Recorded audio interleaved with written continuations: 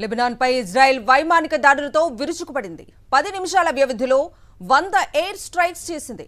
Israel జరిపిన మారణ హోమంలో వందలాది మంది మరణించగా క్షతగాత్రులు హాహాకారాలతో అక్కడి పరిస్థితులు దారుణంగా మారాయి. 1982 తర్వాత లెబనాన్పై ఇదే అతిపెద్ద దాడి అని స్థానిక అధికారులు పేర్కొన్నారు. లెబనాన్ బాంబుల మోతతో దద్దరిల్లింది. తాజా కాల్పుల విరమణ ఒప్పందం లెబనాన్కు వర్తించబోదన్న ఇజ్రాయెల్ అన్నంత పని చేసింది. బుధవారం ఆ దేశంపై భారీ స్థాయిలో విరుచుకుపడింది. ఎలాంటి హెచ్చరికలు లేకుండానే రాజధాని బీరూట్పై కేవలం 10 నిమిషాల వ్యవధిలోనే ఏకంగా 100కు పైగా లక్ష్యాలపై క్షిపణులు, బాంబుల వర్షం కురిపించింది. అత్యంత జనసామర్థ్యంతో కూడిన ప్రాంతాలనే లక్ష్యంగా చేసుకుంది. దాంతో పలు పౌర, వాణిజ్య ప్రాంతాలు తీవ్రంగా దెబ్బతిన్నాయి. నివాస స్థలాలు, అపార్ట్మెంట్లు కుప్పకూలాయి. ఈ దాడులకు ఏకంగా 250 మందికి పైగా మృత్యువాత పడ్డారు. ప్రాణ నష్టం భారీగా పెరగొచ్చని లెబనాన్ ఆరోగ్య శాఖ పేర్కొంది.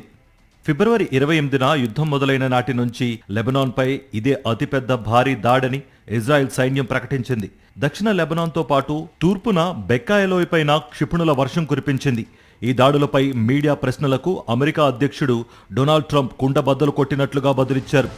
ఇజ్రాయెల్ లెబనాన్ ఘర్షణకు ఇరాన్కి సంబంధం లేదు కనుక కాల్పుల విరమణ ఒప్పందం లెబనాన్కు వర్తించబోదు అని మరోసారి స్పష్టం చేశారు.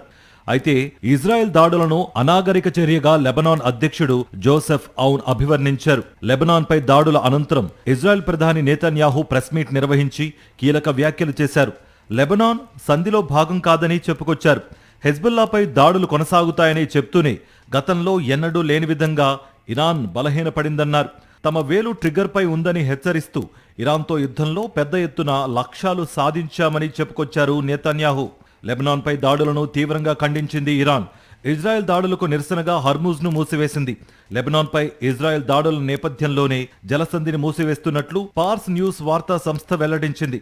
దీనిపై స్పందించిన అమెరికా ఇరాన్ హర్ముజ్ను మూసివేశారన్న వార్తలు అవాస్తవమని వెల్లడించింది. ఇరాన్ మీడియా చెప్తోంది వేరు, జరుగుతోన్న వాస్తవం వేరని వైట్ హౌస్ ప్రకటించింది.